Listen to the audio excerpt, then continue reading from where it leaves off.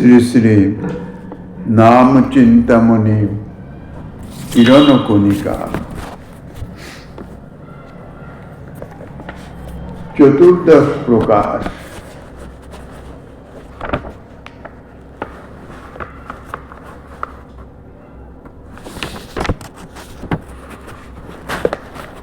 শ্রী গোস্বামীপাদ প্রমুখ মহৎ অপরাধ খণ্ডনের যে উপায় বলেছেন সে সম্বন্ধে আলোচিত হচ্ছে। শ্রী হরিভক্তি বিলাসিত লঘু ভাগবত নামক শাস্ত্র প্রমাণ থেকে জানা যায়, সদা দ্রোহ পর যস্তু সজ্জনানাং মহিতলে জায়তে পাবন ধন্য হরের নামানুকীর্তনাথ। এই শ্লোকের কথনচিত গতকাল আমরা আস্বাদনের প্রয়াস পেয়েছিলাম। এই যে শাস্ত্রে বলছেন, উপরিউক্ত শাস্ত্র বাক্য এবং শ্রী সনাতন গোস্বামীপাদের এই শ্লোকের টিকা যথাশ্রুত তাৎপর্য থেকে মনে হয়, সতের প্রতি সর্বক্ষণ দোহকারী ব্যক্তিগণ নিরন্তর হরিনাম কীর্তন ফলে মহৎ অপরাধ নির্মুক্ত হয়ে প্রেম ভক্তি যুক্ত হতে পারেন। জায়তে পাবন ধন্য হরের নামানুকীর্তনাথ। হরিনাম অনুকীর্তন অর্থাৎ নিরন্তর কীর্তনের ফলে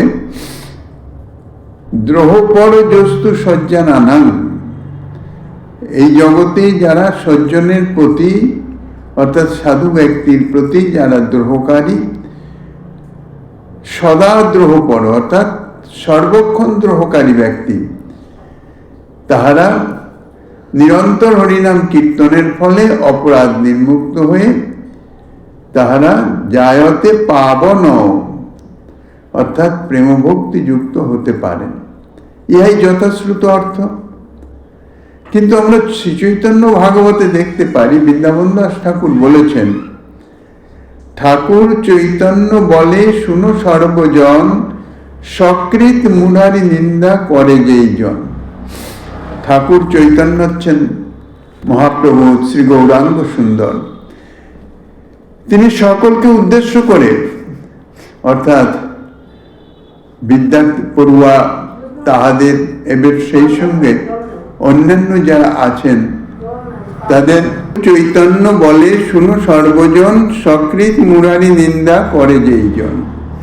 শ্রীমন মহাপ্রভু বলছেন সকলকে সম্বোধন করে যে সকৃত মুরারি নিন্দা, মুরারি অর্থাৎ শ্রীকৃষ্ণ অর্থাৎ ভগবান।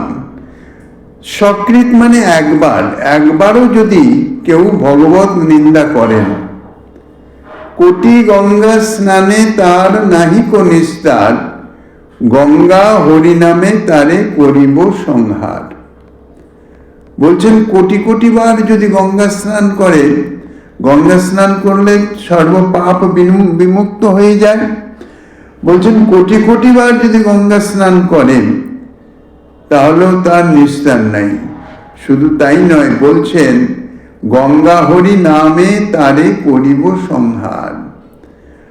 তার উদ্ধার তো হবেই না, উপরন্তু গঙ্গা স্নান বা নিরন্তর হরিনাম বিপরীত ক্রমে তাহাকে ধ্বংসই করবে। যে আমার দাসের সকৃত নিন্দা করে, মোর নাম কল্পতরু সংহারে তাহারে। তারপরে এটা তো ভগবত নিন্দা সম্বন্ধে শ্রীমন মহাপ্রভু বললেন যে গঙ্গা স্নান বা হরিনাম অর্থাৎ পবিত্রকরণকারী যে সমস্ত পন্থা বা উপায় আছে তাহা অবলম্বন করেও ভগবত নিন্দুকের অব্যাহতি নাই। উপরন্তু সেই সমস্ত মানে পরিত্রাণকারী উপায় তাহার আরো ক্ষতিকারক হয়ে যাবে, সংহারকারক হয়ে যাবে। তারপরে বলছেন যে আমার দাসের সকৃত নিন্দা করে অর্থাৎ ভগবত ভক্তের, বলছেন আমার ভক্তের যদি কেউ একবার নিন্দা করে, মোর নাম কল্পতরু সংহারে তাহারে। আমার শ্রীনাম হইতেছেন, অর্থাৎ আমার নাম ভগবত নাম। ভগবত নাম কল্পতরু। যাহার যাহা মন অভিষ্ট, যাহার যাহা প্রার্থনা, যাহার যাহা মনোকামনা, সমস্তই শ্রীনাম থেকে সে প্রাপ্ত হতে পারে। কাজী নাম কল্পতরু বলা হয়েছে। তা প্রভু বলছেন আমার নামরূপ কল্পতরু তাকে তার অভিষ্ট প্রদান করা তো দূরে থাক, তাকে সংহার করবে, বিনাশ প্রাপ্ত হবে। শ্রী নরোত্তম ঠাকুর মহাশয় শ্রী বৈষ্ণব বন্দনাতে বৈষ্ণব ঠাকুরের নিকট বিনীতভাবে প্রার্থনা প্রসঙ্গে বলছেন, হরি স্থানে অপরাধ তারে হরি নাম। ভগবত স্থানে যদি ভগবত অপরাধ হয়ে যায়, নামের প্রতি যদি অপরাধ হয়ে যায়, তাহলে নাম প্রভু তার থেকে মুক্ত করতে সক্ষম। যদি সে অপরাধের অনুতাপ বা পশ্চাত্তাপে নাম প্রভুর আশ্রয় গ্রহণ করেন, ভগবত চরণে ক্ষমা প্রার্থনা ইত্যাদি করেন এবং নিরন্তর নাম সংকীর্তন করতে থাকেন, তাহলে নাম প্রভু কৃপা করে তাহার অপরাধ মুক্ত করে দেন। তাই ঠাকুর মহাশয় বলছেন, হরি স্থানে অপরাধ তারে হরি নাম, তোমার স্থানে অপরাধে নাহি পরিত্রাণ। কিন্তু হে বৈষ্ণব ঠাকুর, তোমার চরণে যদি কোনো অপরাধ হয়ে যায়, তাহলে আর তা থেকে উদ্ধার পাওয়ার কোনো উপায় নাই। শ্রীজীব গোস্বামীপাদ তিনি বলছেন, ব্রহ্মার পুত্র রূপে দক্ষ মহারাজ, ব্রহ্মার পুত্র, তাহার পূর্বজন্মে বৈষ্ণব শ্রেষ্ঠ শ্রী শিবের চরণে অপরাধ করায় তাহার দ্বিতীয় প্রাচতেশ জন্মেও, অর্থাৎ প্রাচীন ব্রহ্মীর পুত্র 10 প্রচেতাগণের পুত্র রূপে উদ্ভূত হয়ে শ্রী নারদের প্রতি অপরাধ করে বসেন। দক্ষস্য প্রাক্তন শ্রী শিবাপরাধেন প্রাচেত সত্ত্বাবস্থায়াং শ্রী নারদাপরাধ জন্মাপি দৃশ্যত ইত্যতঃ শ্রী নারদে দক্ষাপরাধ অয়ং প্রাচীন শিবাপরাধ দুঃসংস্কারেণ। দক্ষযজ্ঞ বিনাশের পর শ্রী শম্ভু অর্থাৎ মহাদেবের মহত্ব বুঝতে পেরে দক্ষ মহারাজ ব্রহ্মার পুত্র, তিনি অর্থাৎ প্রজাপতি দক্ষ শ্রেষ্ঠ জন। তাই সমস্ত দেবতাদের মধ্যে শ্রেষ্ঠ প্রজাপতি দক্ষ। বিশাল সভা অর্থাৎ যজ্ঞ অনুষ্ঠান, সেখানে উপস্থিত হবেন, কিন্তু অহংকারী দক্ষ, মনের মধ্যে অহংকার আছে, আমি প্রজাপতি অর্থাৎ শ্রেষ্ঠ জন। কাজেই সভাতে গেলে যদি কেউ আসেন, তাহলে তার সম্মান প্রদানার্থে উঠে দাঁড়াতে হয়। তা আমি শ্রেষ্ঠ জন, আমার পক্ষে তো সেটা সম্ভব নয়, আবার শিষ্টতা বিরোধীও হয়ে যায়। এই জন্য আমি সবার শেষে যাব সবাই, যাতে আমার জন্য সকলেই আমাকে সম্মান করবে, কিন্তু আমার এ জাতীয় সম্মান প্রদর্শনের কোনো অপেক্ষা থাকবে না। করলেনও তাই। ব্রহ্মা এবং শিব এবং সমস্ত দেবতাগণ সবাই উপস্থিত। দক্ষ মহারাজ তিনি হেলতে দুলতে যখন সভায় প্রবেশ করলেন, সভাসদ সকলে উঠে দাঁড়িয়ে তাকে অভ্যর্থনা করলেন। ব্রহ্মা সম্বন্ধে পিতা, কাজে পিতা পুত্রের অভ্যর্থনা করার কোনো অপেক্ষা নাই। আর মহাদেব যদিও দক্ষ মহারাজের সম্পর্কে জামাতা, কাজেই তাঁর সম্মান জানানো ব্যবহারিক জগতের দিক দিয়ে প্রয়োজন। কিন্তু মহাদেব তিনি দেবাদিদেব, সকল দেবের আদি অধিদেব। দ্বিতীয়ত তিনি সদা সর্বদাই ভগবত নাম গুণানুগানে মত্ত থাকেন। প্রয়োজন ব্যবহারিক সংস্কার রক্ষা করবার প্রয়োজন, এই জন্যে উপস্থিত হয়েছেন। নইলে এই যজ্ঞ ইত্যাদি এই সমস্ত কোনো দিকেই তার কোনো ভ্রুক্ষেপ নেই। সবাই আসতে হয়, এসেছেন বসেই আবার তিনি অভীষ্টের নাম গুণগানে ধ্যানে মগ্ন হয়ে গেছেন।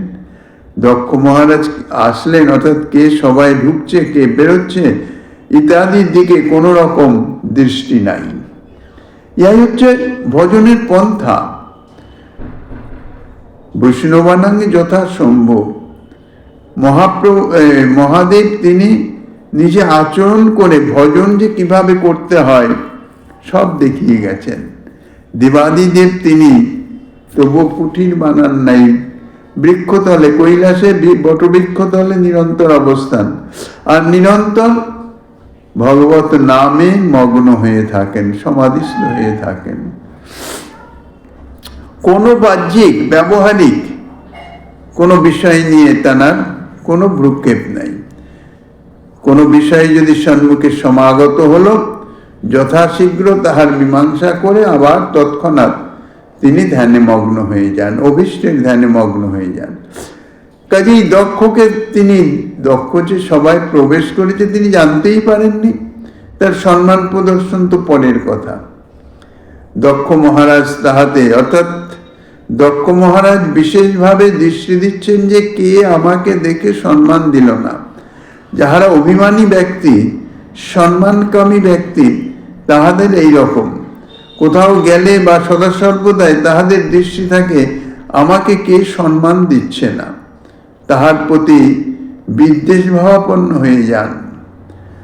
দক্ষ মহারাজও তাই শিবের খুব গালিগালাজ করতে লাগলেন, তিরস্কার ভৎসনা নানান রকম ভাবে। শিব একান্ত পার্শ্বদ, একান্ত সেবক নন্দী মহারাজ, তিনি কি প্রভুর নিন্দা সইতে পারেন? শুরু হয়ে গেল বাদ প্রতিপাত, তারপরে সাপাসাপি।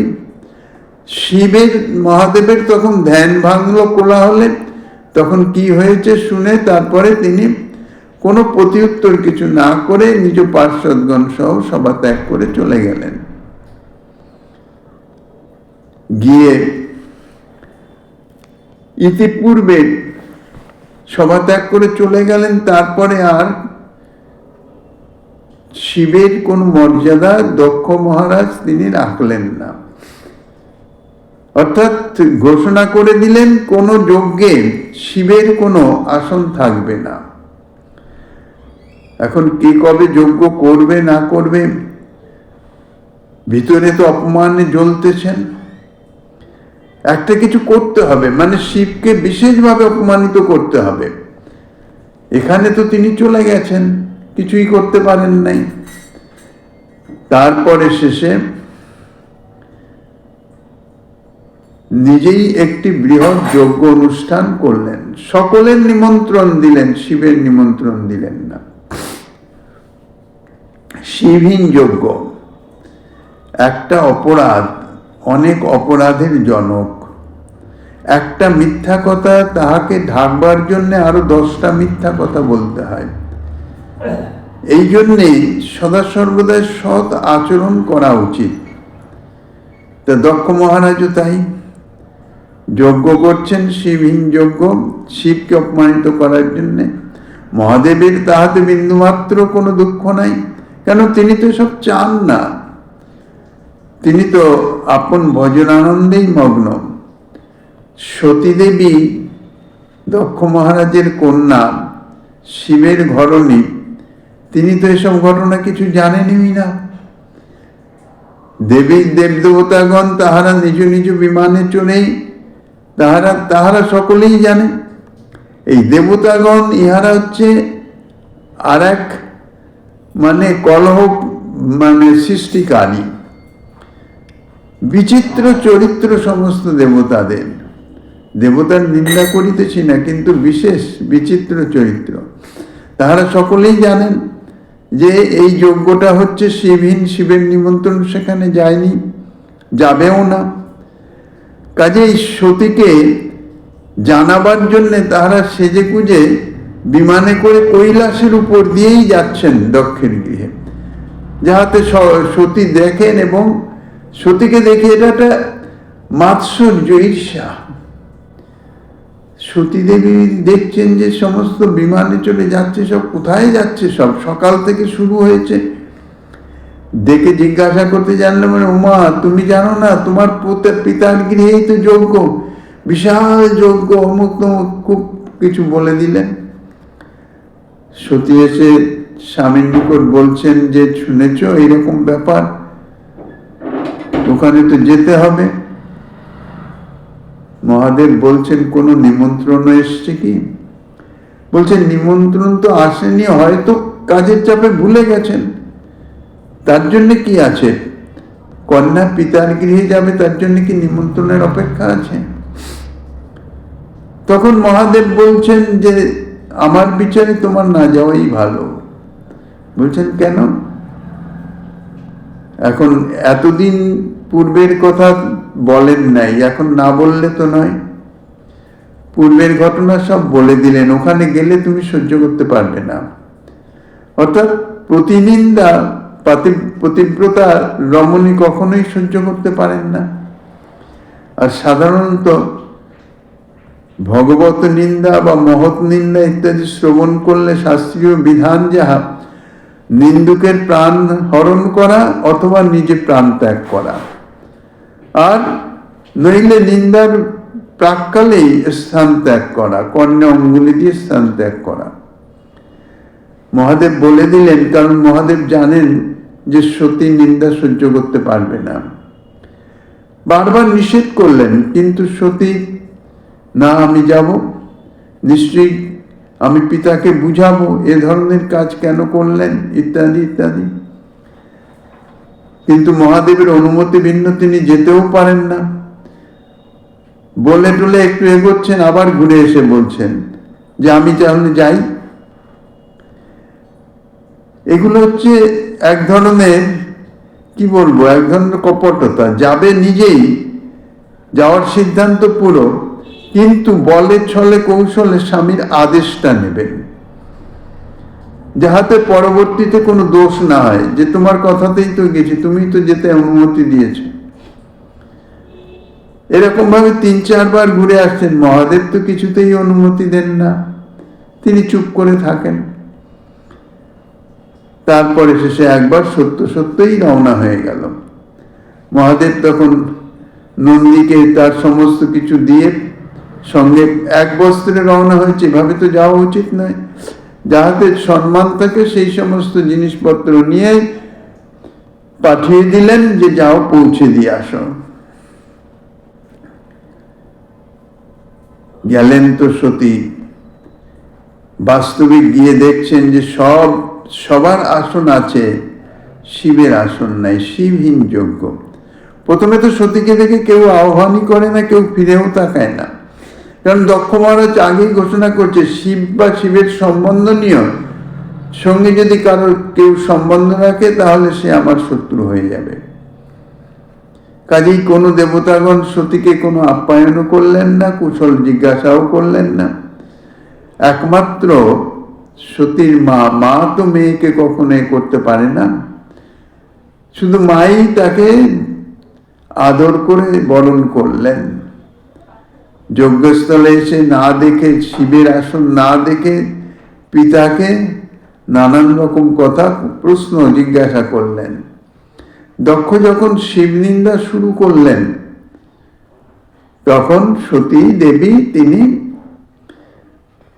অত্যন্ত দুঃখিত, মর্মাহত হয়ে, এখন যিনি নিন্দাকারী তার প্রাণ হরণ করতে পারেন না কেন? তিনি পিতা। আর স্থান ত্যাগ করে চলে যাবেন সেটিও সম্ভব নয়, কেন মহাদেবের কাছে অনেক বড় বড়াই করে এসছেন যে আমি পিতাকে বুঝাবো, তিনি যাতে এরকম কাজ না করেন। কাজেই যজ্ঞাগ্নিতে, অর্থাৎ নিজের যোগ সাধনের মাধ্যমে যোগাগ্নিতে নিজের দেহ ভস্মীভূত করে দিলেন। মহাদেব সেই খবর পেয়ে অত্যন্ত ক্রোধান্বিত হয়ে বীরভদ্র ইত্যাদি তাহাদের পাঠিয়ে দিয়ে যজ্ঞ নষ্ট করলেন। দক্ষের প্রাণ বিনাশ হয়ে গেল। তারপরে আবার ব্রহ্মা আদি দেবতাগণ তাহারা সকলে মহাদেবকে অনুরোধ করে দক্ষকে পুনর্জীবিত করেন। এইটা হচ্ছে দক্ষ মহারাজের দ্বিতীয় জন্ম, প্রাচেতস জন্ম। 10 প্রচেতাগণের পুত্র রূপে উদ্ভূত হয়ে পরে তিনি নারদের প্রতি আবার অপরাধ করেছিলেন। দক্ষযজ্ঞ বিনাশের পরে দক্ষ মহারাজ মহাদেবের যে মহিমা, তিনি যে মহাদেব তা বুঝতে পেরে দক্ষ শ্রী শিবের নিকট ক্ষমা ভিক্ষা করেছিলেন। শ্রীমদ্ ভাগবতের 4th স্কন্ধে তাহা বর্ণিত আছে। তথাপি দক্ষের দ্বিতীয় প্রাচেতস জন্মে প্রাচীন শিব অপরাধের সংস্কার নষ্ট হয় নাই। দ্বিতীয় জন্ম হয়ে গেছে, কিন্তু সেই যে শিবের প্রতি অপরাধ করেছিলেন সেই অপরাধের বীজ কিন্তু রয়ে গেছে।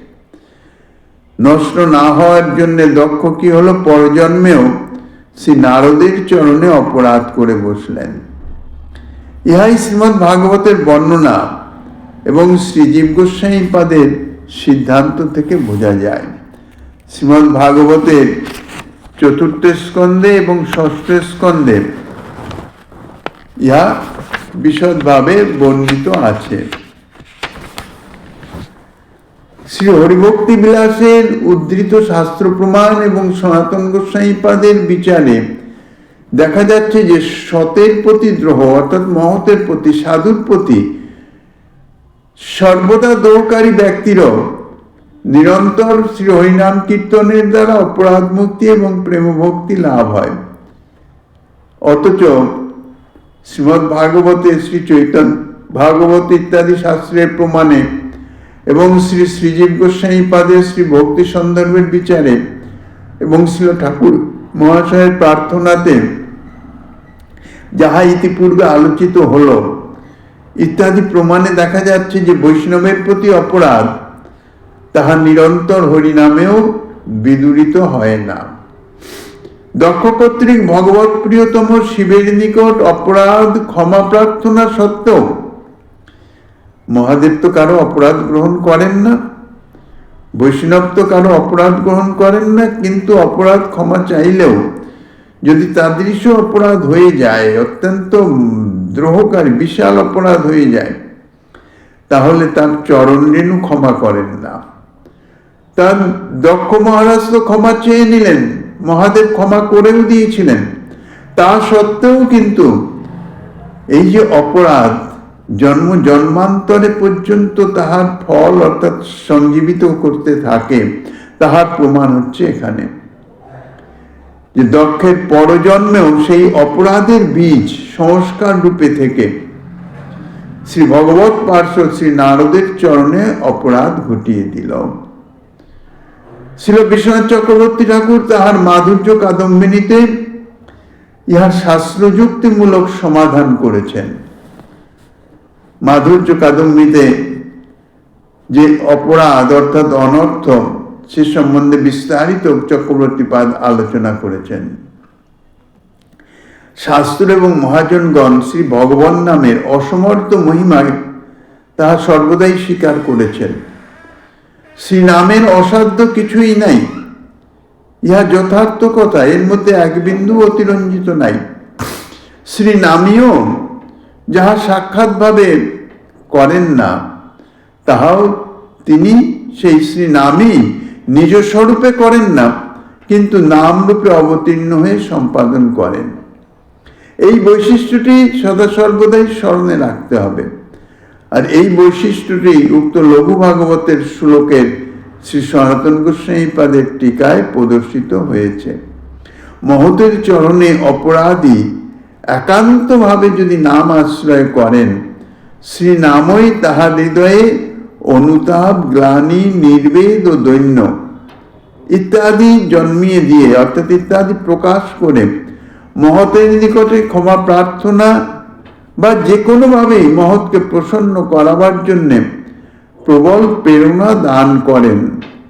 অপরাধীর চিত্তে যে পশ্চাতাপ বা অনুতাপের যে অনল একটা অর্থাৎ একটা তাপ, যাহাকে তাপ বলা হয়েছে, পশ্চাতাপ অর্থাৎ কর্ম করার পরে যে তাপ সৃষ্টি হয়, যে প্রদাহ সৃষ্টি হয় তা হচ্ছে পশ্চাতাপ।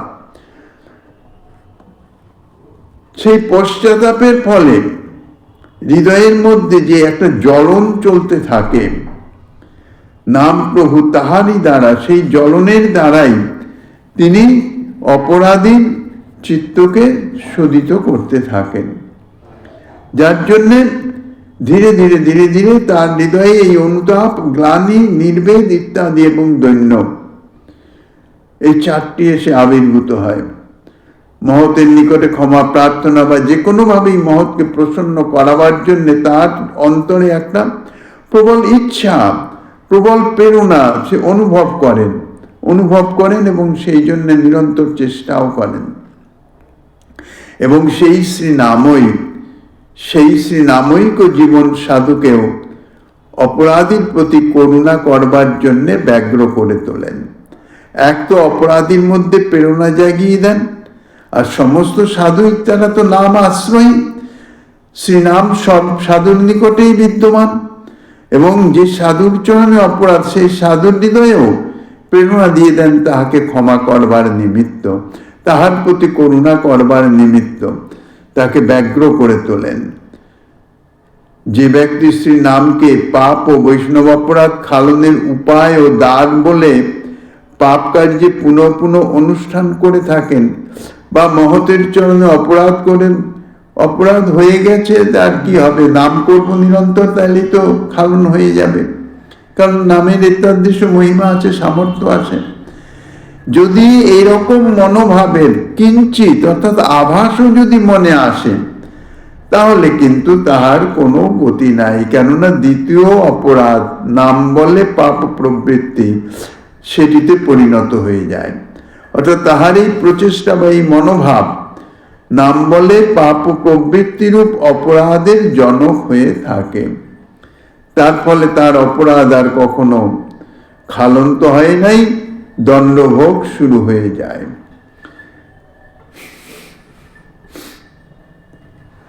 সেই ক্ষেত্রেই বলছেন, অর্থাৎ তার অপরাধ খালান্ত হয় না, উপরন্তু আরো নতুন অপরাধের সৃষ্টি হয়, অপরাধ বৃদ্ধি হয়। এই জন্যেই মহাপ্রভু বলেছেন গঙ্গা হরি নামে তারে করিব সংহার, অর্থাৎ সেই হরিনামই তাহার সংহারের কারণ হয়ে যাবে। আর যখন অবিশ্রান্তভাবে শ্রী হরিনাম গ্রহণের দ্বারাই মহৎ অপরাধের বিনাশ প্রাপ্তি হয়, তখন মহতের পদানত হয়ে নিজের লঘুতা স্বীকার করবার প্রয়োজন কি? যদি তাদৃশ মনোভাব আসে যে কি দরকার আবার তাঁর কাছে গিয়ে ক্ষমা চাইব, তিনি ক্ষমা করবেন কি করবেন না, কি প্রসঙ্গ তুলবেন, কি বলবেন, তার চেয়ে হরিনাম করব নিরন্তর, তার ফলে তো মহৎ অপরাধ ক্ষমা হয়ে যাবে। যদি এই মনোভাব এসে যায় যে সর্বক্ষণ হরিনাম করব, তাহাতেই সর্বসিদ্ধি হবে, এইরূপ বুদ্ধির সঙ্গে যদি হরিনাম করা যায়, তাহলেও কিন্তু সেই নাম বলে পাপ প্রবৃত্তি সেই অপরাধ এসে উপস্থিত হবে। অর্থাৎ অপরাধ খালন তো দূরে থাক, নতুন অপরাধ আরো বৃদ্ধি প্রাপ্ত হলো। নাম বলে সাধুর প্রতি অবিশ্রান্ত দ্রোহরূপ অপরাধের প্রশ্রয় প্রদান লঘু ভাগবতের উক্তির উদ্দেশ্য নহে। লঘু ভাগবতামৃতে যেটা বলেছেন যে মহতের দ্রোহকারী অর্থাৎ মহৎ অপরাধ নিরন্তর নাম গ্রহণে সেই অপরাধের খালন হয়ে যায়, ইহা নামের মহিমার দিকটাকে লক্ষ্য করে সেই উদ্দেশ্যেই বলা হয়েছে।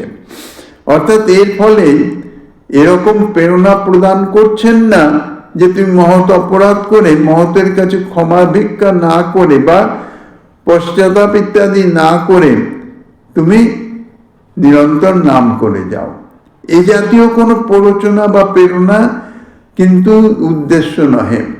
যদি কেহ অনুসন্ধানে সাধুর প্রতি পুনঃ পুনঃ দ্রোহ করেন, কিন্তু শ্রী হরিনামকেই পরম আশ্রয় নিয়ে জ্ঞানে নিরন্তর হরিনামের কীর্তনও করেন, তখন তাহাতে আর সজ্জন দ্রোহ পরায়ণতা থাকতে পারে না।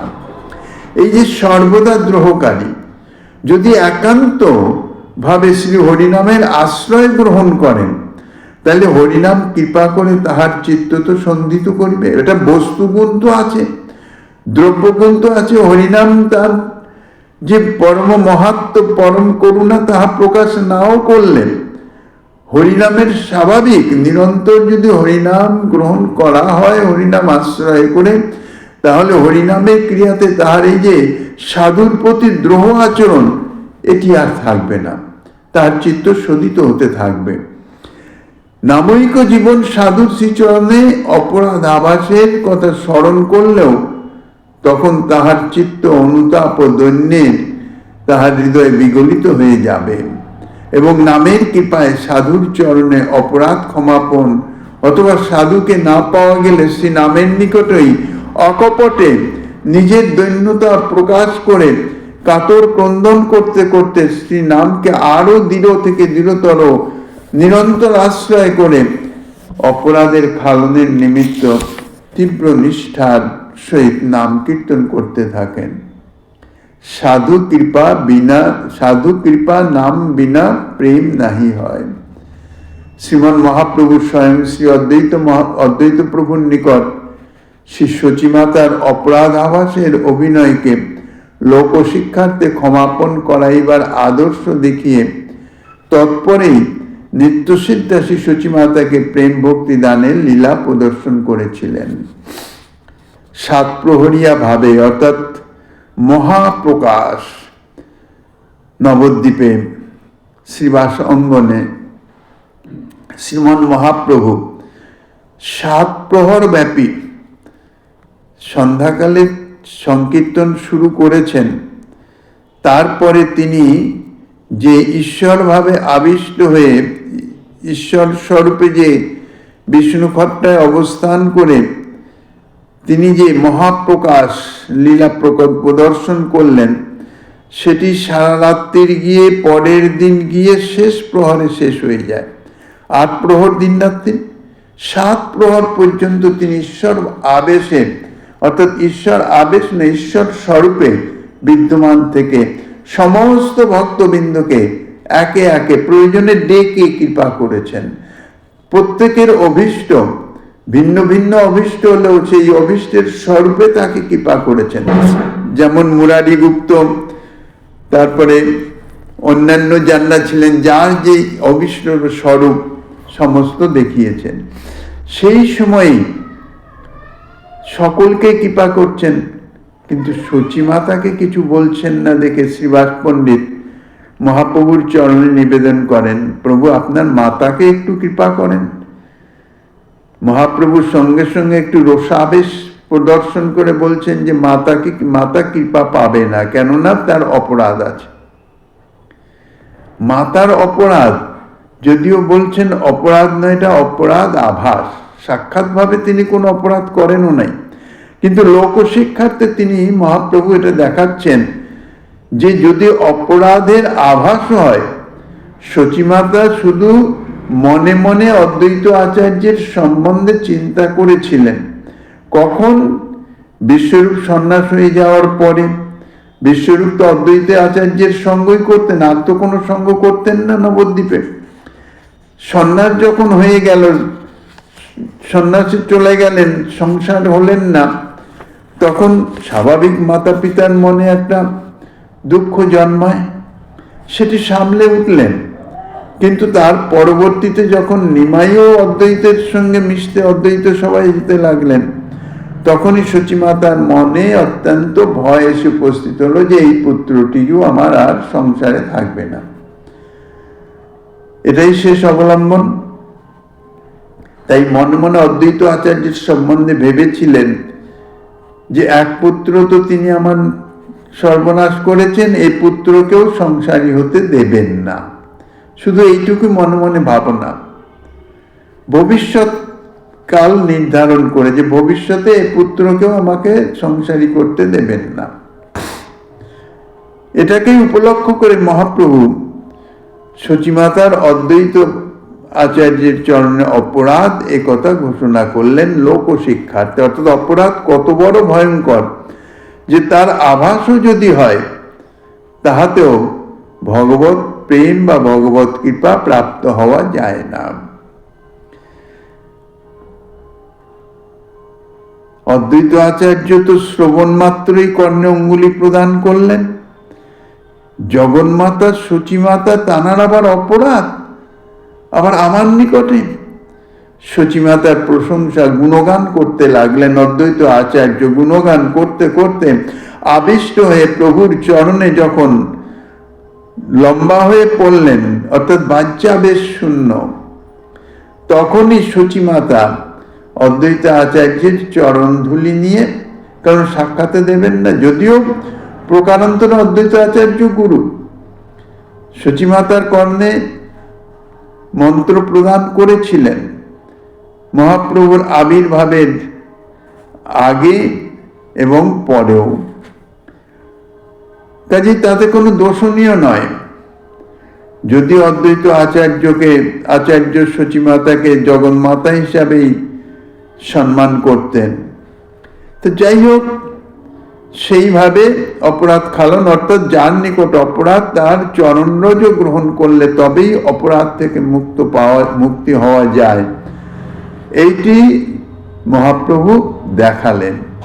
আর সেই যে অপরাধ খালনের নিমিত্ত অন্তরে যে প্রেরণা, তাহা নামাশ্রয়ের শ্রী নামই প্রদান করে থাকেন। শ্রীবাসের চরণে অপরাধী চাপাল গোপালকে শ্রীমন মহাপ্রভু শ্রীবাসের চরণেই ক্ষমা প্রার্থনা করিয়েছিলেন। সন্ন্যাস গ্রহণের পরে যখন চাপাল গোপাল মহাপ্রভুর চরণে প্রার্থনা জানালেন, মহাপ্রভু ক্ষমা তো করলেনই না, উপরন্তু এমন ক্রোধমূর্তি দেখালেন যে তোকে ক্ষমা, কোটি জন্ম তোকে এইরকম কষ্ট প্রদান ভোগ করতে হবে। কিন্তু তারপরে যখন দ্বিতীয়বার এসেছিলেন, তখন চাপাল গোপাল আবার প্রভুর চরণে শরণাপন্ন হলেন। তখন প্রভুর কৃপা হলো, তাকে বলে দিলেন তুমি শ্রীবাসের চরণে অপরাধী। অর্থাৎ যখন দরজা বন্ধ করে প্রথম সংকীর্তন শুরু করে দেন, তখন মাৎসর্যবশত এই চাপাল গোপাল শ্রীবাসের বহির্দরজার সম্মুখে শক্তি পূজার যে নিষিদ্ধ উপাচার আদি সেই সমস্তগুলি রেখে দিয়ে আসেন শ্রীবাসকে অপদস্থ করবার জন্যে। এই হচ্ছে অপরাধ। তো যাই হোক, শ্রীবাসের চরণে ক্ষমা প্রার্থনা করলেন, শ্রীবাস তাহাকে ক্ষমা করে দিলেন। যে মুখে শ্রী বৈষ্ণবের নিন্দা করেছিলেন শ্রীবাসেরই আদেশে, সেই মুখেই তিনি বৈষ্ণবগণের বন্দনা করলেন। দেবকীনন্দন দাস নাম নিয়ে যে বৈষ্ণব বন্দনা, তাহাই এনারই রচিত।